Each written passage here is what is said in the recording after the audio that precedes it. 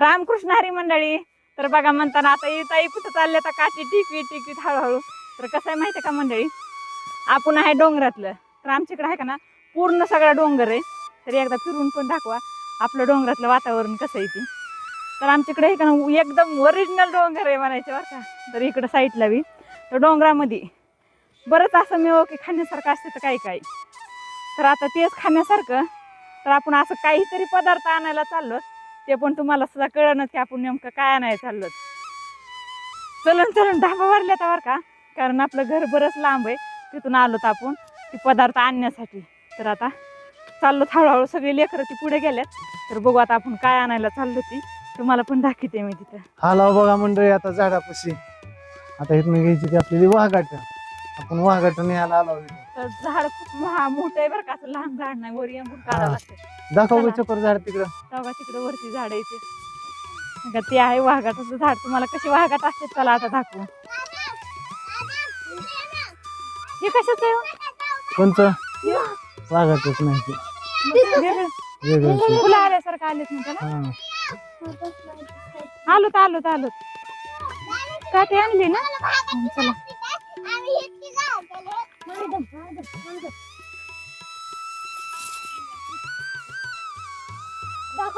धर का चकोर इकडे ये.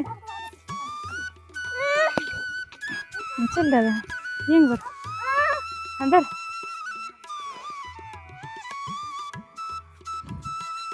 हे आहे वाघाटाचं झाड. तर बघा आता पप्पा येंगले तर वर वाघाटा काढायला. तर आता चकोरनं आणले तर वाघाट काढून.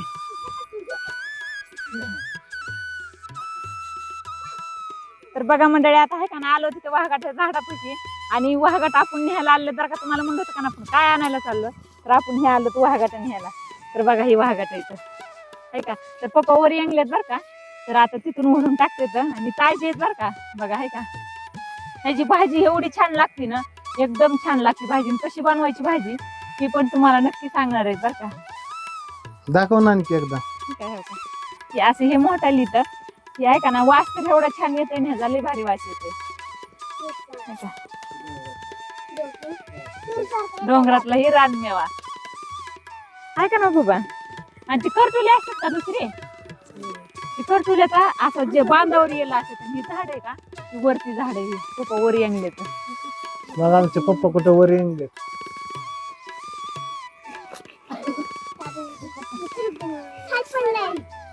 गावी हाताला हाय बघा पुढे मोठं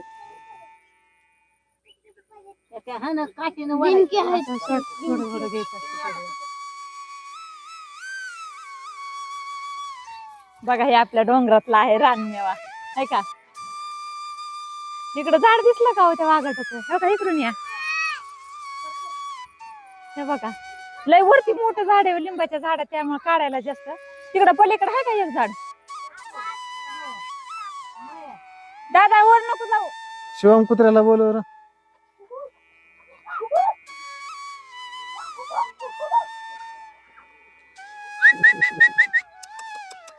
चल कुक. तर बघा आता आणले तोडून बर का. आणि बघा आता झाड आहे का ना, तर आहे का ना इतकं लिंबाच्या झाड आहे बर का. तर आमचे पप्पा वर येंगल्या झाडावर आणि वरून टाकते, तर आम्ही खाली गोळा करीत.